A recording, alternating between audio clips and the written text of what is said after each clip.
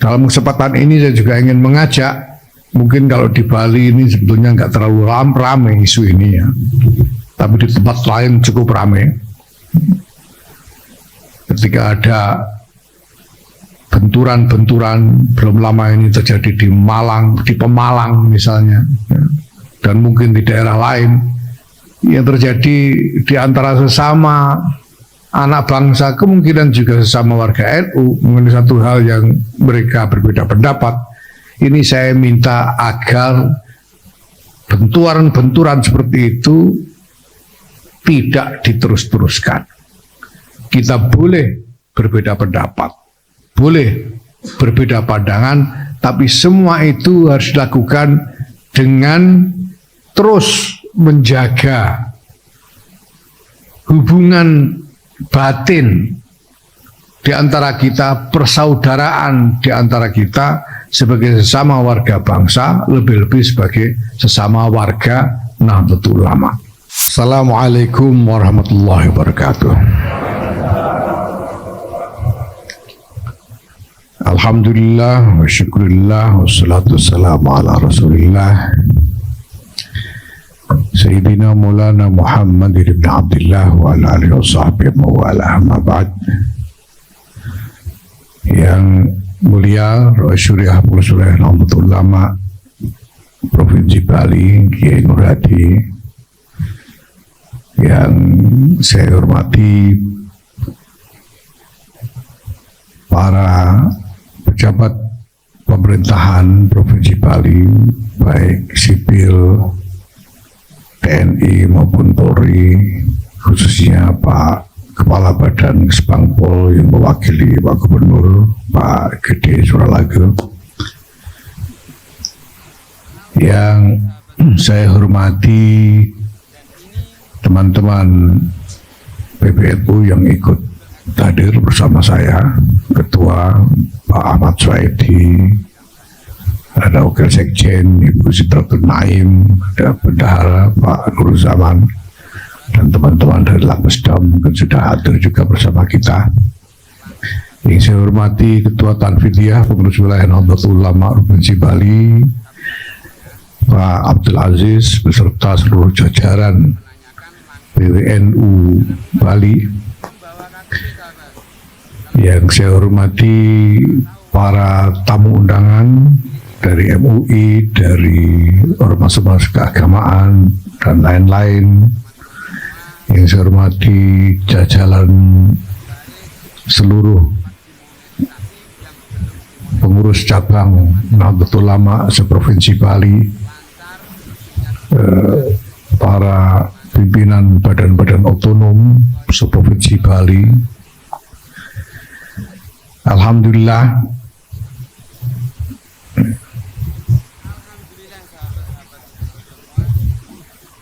kalau saya datang sebagai ketua umum di kegiatan PWNU seperti ini bukan anugerah sebetulnya, tapi protap. Jadi ini memang betul tetap bahwa di dalam kegiatan-kegiatan tingkat pengurus wilayah memang PBNU harus hadir, dan selama ini memang dalam setiap kegiatan khususnya pelantikan pengurus dan musyawarah kerja, saya biasanya memang harus datang sendiri. Bapak Ibu yang saya hormati, pertama-tama saya ucapkan selamat kepada pengurus wilayah Nahdlatul Ulama Provinsi Bali yang sudah hampir menyelesaikan masa khidmahnya, karena tadi disebut oleh Ketua Pak Abdul Aziz bahwa masa khidmah PWNU Bali ini berakhir November, dan sekarang saya kira Muskerwil ini merupakan momentum untuk bersiap-siap melakukan konsolidasi persiapan menuju konferensi wilayah yang akan datang. Mudah-mudahan semuanya berlangsung dengan baik lancar dan sukses. Amin. Kiai Nur Hadi tadi, Roy Surya menyebut apa yang disampaikan oleh Presiden Prabowo Subianto bahwa di dalam setiap keadaan krisis di dalam kehidupan berbangsa dan bernegara, Nahdlatul Ulama senantiasa tampil di garis depan di dalam upaya untuk menjaga keutuhan bangsa dan negara ini. Ini sebetulnya bukan hanya soal semangat, bukannya soal nasionalisme atau apa, tetapi karena Nahdlatul Ulama ini memang di dalam keberadaannya menjaga dengan sangat teguh apa yang menjadi wawasan dasar dan mazhabnya. Yang pertama tentu saja adalah mazhab Ahlus Sunnah wal Jamaah yang tadi bahkan diulas panjang lebar dalam sambutan gubernur. Dan karena landasan dari wawasan Ahlus Sunnah wal Jamaah itu, maka kemudian Nahdlatul Ulama ini berkewajiban untuk terus-menerus berjuang mempertahankan keutuhan bangsa dan negara ini sampai kapanpun, insya Allah. Kenapa? Karena bangsa dan negara ini lahir dari kesepakatan bersama dari seluruh elemen bangsa.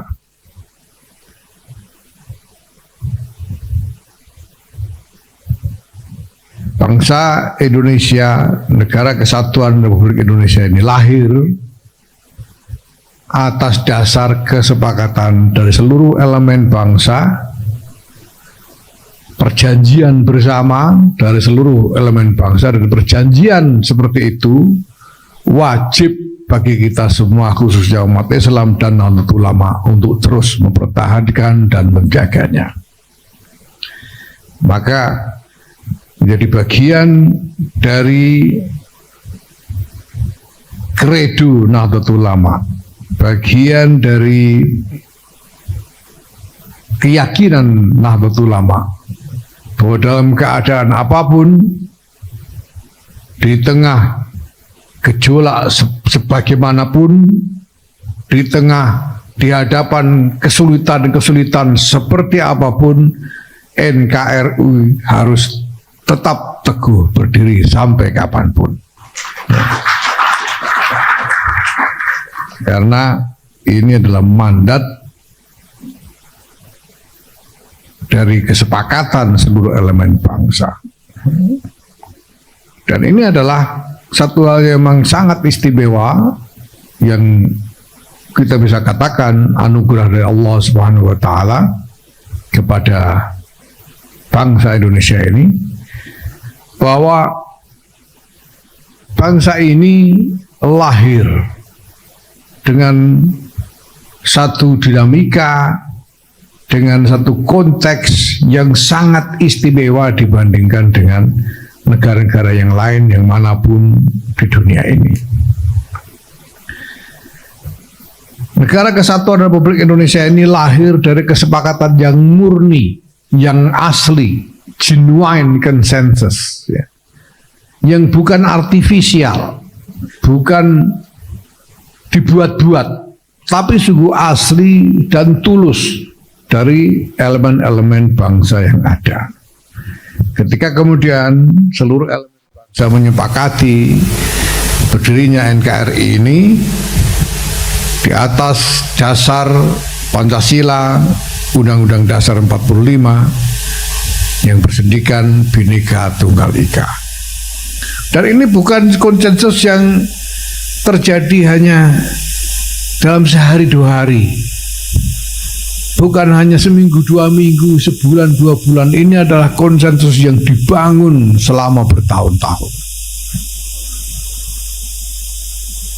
Sejak 1928, ketika Kongres Pemuda menyepakati satu tekad bersama yang kemudian disebut sebagai Sumpah Pemuda.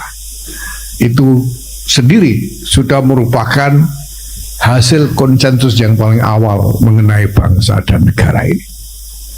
Dan selanjutnya dengan pergulatan yang luar biasa dari para pemimpin bangsa, lahirlah negara merdeka yang dicita-citakan bersama, yaitu Negara Kesatuan Republik Indonesia ini, dengan dasar yang disepakati, yaitu Pancasila UUD 45 yang bersendikan dengan Bhinneka Tunggal Ika.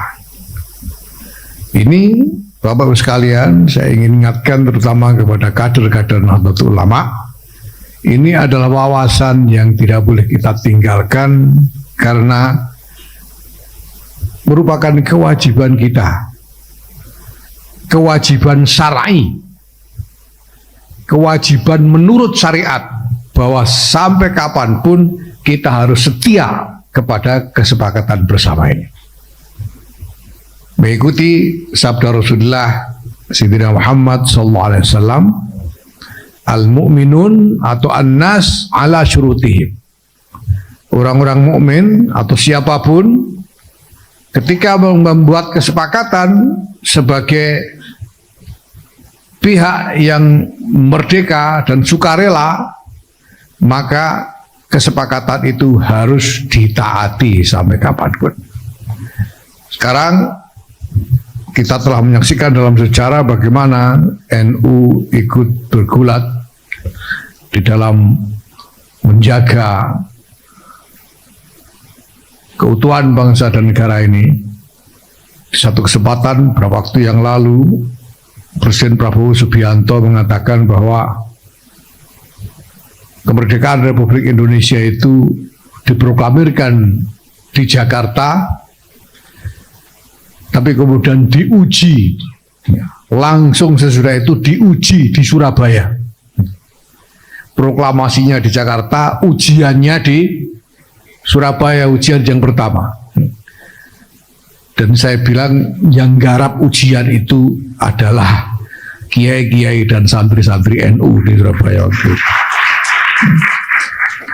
Dan seterusnya sampai sekarang, NU tidak boleh lepas dari tanggung jawab mempertahankan keutuhan NKRI itu. Itulah sebabnya juga Nahdlatul Ulama senantiasa menjaga sikap toleransi di antara kehidupan berbangsa yang sangat majemuk ini. Mengedepankan harmoni, mengedepankan dialog. Semuanya demi keutuhan bangsa dan negara.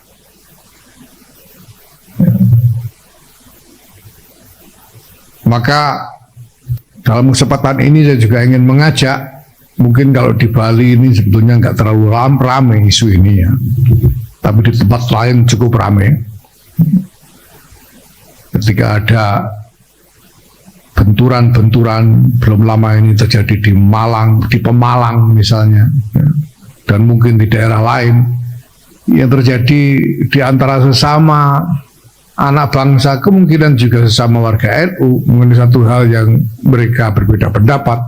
Ini saya minta agar benturan-benturan seperti itu tidak diterus-teruskan.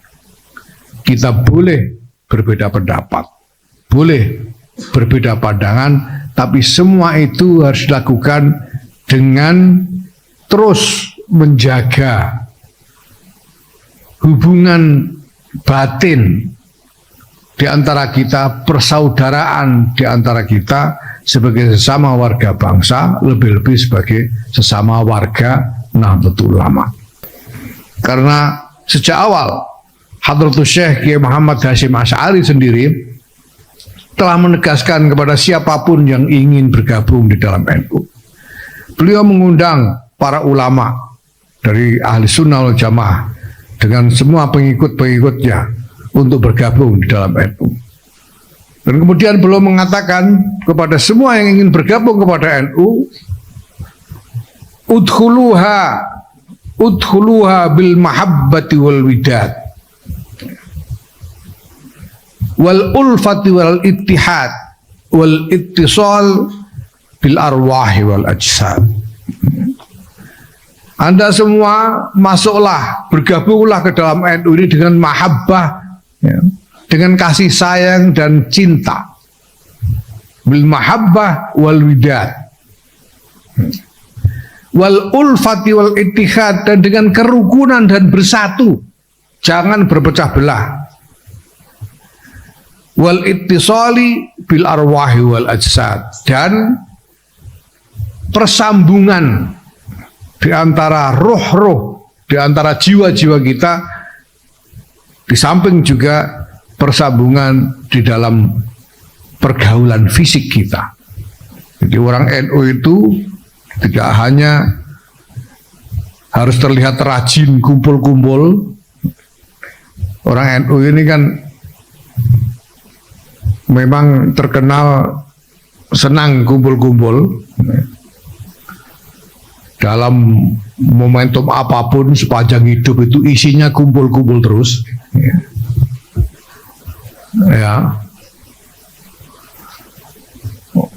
Orang baru hamil, belum lahir sudah kumpul-kumpul. Ada mitoni itu. Selawatan kumpul-kumpul, habis itu lahir, ada walimah tasmiyah kumpul-kumpul lagi, ya. Sudah itu anaknya kalau laki-laki ataupun perempuan, ya, walaupun caranya beda, kalau perempuan simbolis, ya. Tapi kalau laki-laki ini khitan itu ya dipotong beneran. Ya, kalau perempuan tentunya nggak dipotong, cuma simbolis saja. Itu juga masih ada selamatan kumpul-kumpul.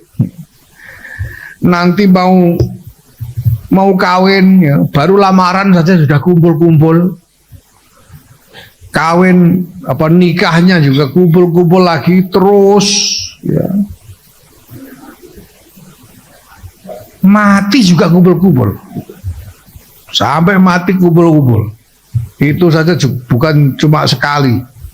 3 hari kumpul lagi, 7 hari kumpul lagi, terus sampai 40 hari. Ini senengnya orang NU. Ini namanya ittisal bil ajsad, ya. Bersambung satu sama lain secara jasmani, secara fisik. Karena kita berkumpul lebih sering. Tetapi bukan hanya itu yang dibutuhkan, kita juga harus bisa menjalin ittisal bil arwah, menjalin hubungan dengan jiwa-jiwa kita. Nah, caranya menjalin hubungan dengan jiwa-jiwa itu adalah dengan saling mendoakan. Maka saya minta kepada saudara-saudara yang hadir di sini, kader-kader NU, warga NU, dan saya minta nanti ditularkan kepada warga NU yang lain, ya.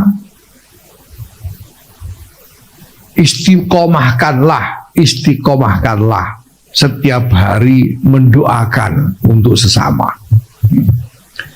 Mendoakan untuk sesama setiap hari. Kalau bisa. Kalau susah, bunyi doanya bacakan Fatihah.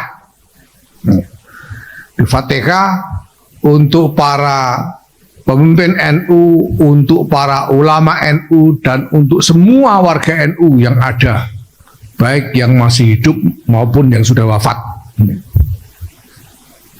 Hadiahkan Fatihah sekurang-kurangnya sehari sekali saja. Kalau tidak bisa sehari sekali ya sudahlah, seminggu sekali, tiap malam Jumat. Kalau seminggu sekali nggak bisa, bangetan.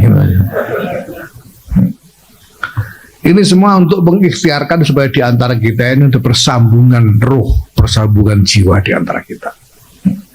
Karena ini adalah amanat dari Muassis Nahdlatul Ulama Hadratus Syekh Kiai Muhammad Hasyim Asy'ari.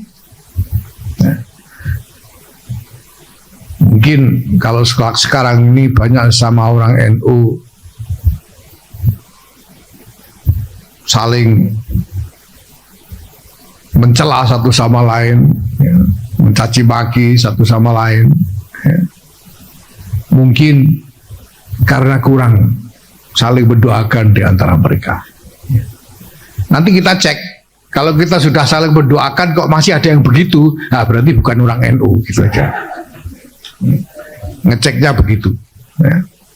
Nah, mari sekarang kita tes dulu ini orang NU beneran apa enggak. Ya. Kita istiqomahkan, mendoakan dan tiap Fatihah untuk semua orang NU ini. Nah kalau nanti lihat aja lah, tidak usah lama-lama. Seminggu 2 minggu kok masih ada yang begitu, berarti yang begitu itu bukan NU, gitu saja sudah. Nah, Bapak Ibu sekalian yang kami hormati, ya di samping yang saya sebut tadi merupakan persiapan menuju konferensi wilayah, saya kira karena ini merupakan agenda nasional, Muskerwil ini juga harus menghasilkan rencana-rencana strategis untuk tingkat wilayah Provinsi Bali ini. PBNU telah menyusun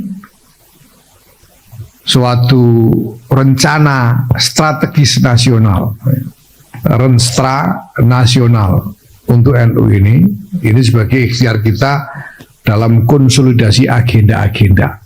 Saya sering menyebut bahwa Nahdlatul Ulama ini dalam periode ini punya 2 agenda penting, yaitu yang pertama adalah agenda repositioning, jadi menata kembali penempatan kedudukan Nahdlatul Ulama di tengah kehidupan berbangsa dan bernegara ini dalam berhubungan dengan aktor-aktor lain di dalam masyarakat, ya, dalam berhubungan dengan aktor-aktor politik misalnya, termasuk dalam berhubungan dengan pemerintah.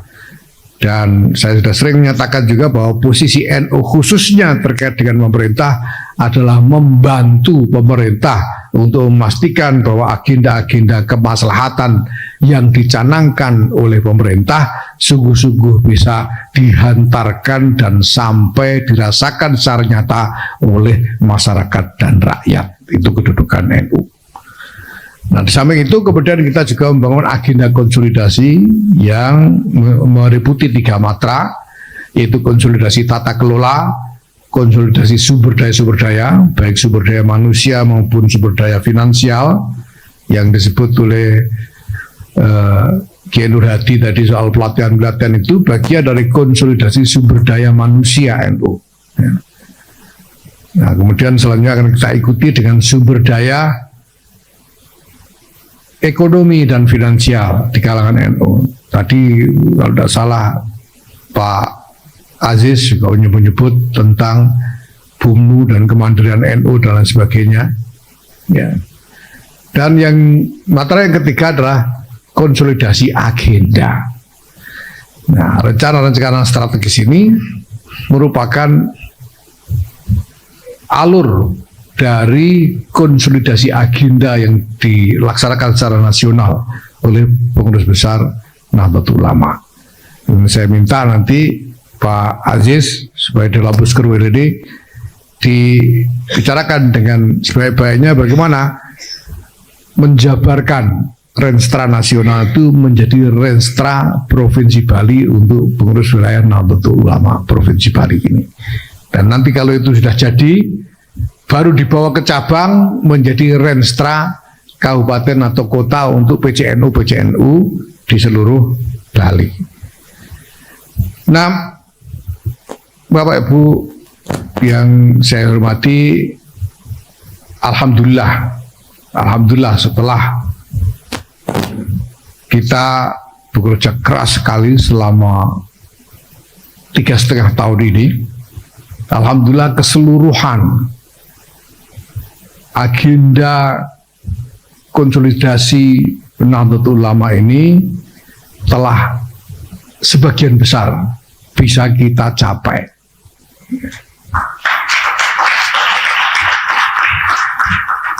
Saya bisa katakan bahwa dari keseluruhan sasaran-sasaran yang dicanangkan, target-target yang dicanangkan, saat ini kita sudah sampai pada titik 70% sekurang-kurangnya dari keseluruhan sasaran konsolidasi yang disarankan. Beberapa minggu yang lalu, Wakil Ketua Umum Kiai Amin Said Husni mendapatkan satu aplikasi artificial intelligence yang baru, yang paling baru ini di antara yang lain-lain. Dia mendapatkannya karena promosi dari Pak Menko PMK, Pak Pratikno waktu itu mengatakan bagus ini, tertarik. Lalu Pak Amin Said Husni ikut mendownload itu, dan kemudian kepada AI itu dia menanyakan, minta tolong buatkan rekomendasi strategi konsolidasi NU. Karena dia mau, saya tidak tahu kok dia tiba-tiba pengen nanya itu kepada AI. Mungkin pengen ngecek. Dalam waktu 5 menit keluar semuanya. Menjadi satu kertas kerja yang lumayan tebal, kalau nggak salah ada 29 halaman paperwork dari AI. Rekomendasi tentang strategi konsolidasi NU. Dan setelah dibaca, ternyata isinya itu sama persis dengan desain rencana konsolidasi yang sudah dibangun oleh PBNU sejak awal. Jadi rupanya PBNU ini sejak awal sudah berpikir seperti artificial intelligence. Dan ini jangan besarkan hati. Itu artinya apa? Bahwa selama ini kita memang berpikir objektif dan realistis. Dan itu dikonfirmasi oleh artificial intelligence karena terbukti hasilnya sama. Dan sekarang kita telah mencapai sekurang-kurangnya 70% dari sasaran-sasaran capaian yang kita canangkan. Kita sudah selesaikan banyak agenda terkait tata kelola, sudah boleh dikata 95% selesai mengenai tata kelola ini. Sumber daya manusia juga tadi terkonfirmasi sebagaimana disampaikan oleh Roy Surya juga berjalan dengan baik. Nah, ke depan ya kita sekarang ini sudah punya platform digital untuk pengelolaan organisasi. Ini cabang-cabang sudah masuk belum semuanya? Ada yang belum? Yang kita sebut sebagai Dikdaya itu singkatan dari Digital, Data dan Layanan NU. Sekarang malah dijadikan tema Muskerwil, Dikdaya ini. Sebentar lagi ini sudah siap, sebentar lagi kita luncurkan ya, setelah Dikdaya Persuratan nanti ada Dikdaya Kepengurusan, dan sekarang sudah mulai dikerjakan bangunan artificial intelligence milik kita sendiri untuk mendampingi penggunaan Dikdaya nantinya. Ya. Saya sudah order karena saya lihat selama ini PWNU, PCNU ini kebingungan nyari admin untuk Dikdaya ini. Maka saya bilang kepada teman-teman ahli AI, bisa nggak dibuatkan AI untuk menggantikan admin? Karena saya kepikiran kalau sampai ke PC dan sudah sulitnya begitu nyari admin, bagaimana dengan MWC? Bagaimana dengan ranting? Nyari apalagi nyari admin, nyari kuota aja susah. Jangan-jangan kalau mau masuk Dikdaya itu harus nyari wifi gratisan dulu, jangan-jangan. Ini kapan mereka bisa masuk ke dalam sistem kalau kita terus begini? Nah, ini maka kemarin saya order dan sekarang sudah boleh dikerjakan sehingga nanti admin-admin ini bisa digantikan oleh artificial intelligence.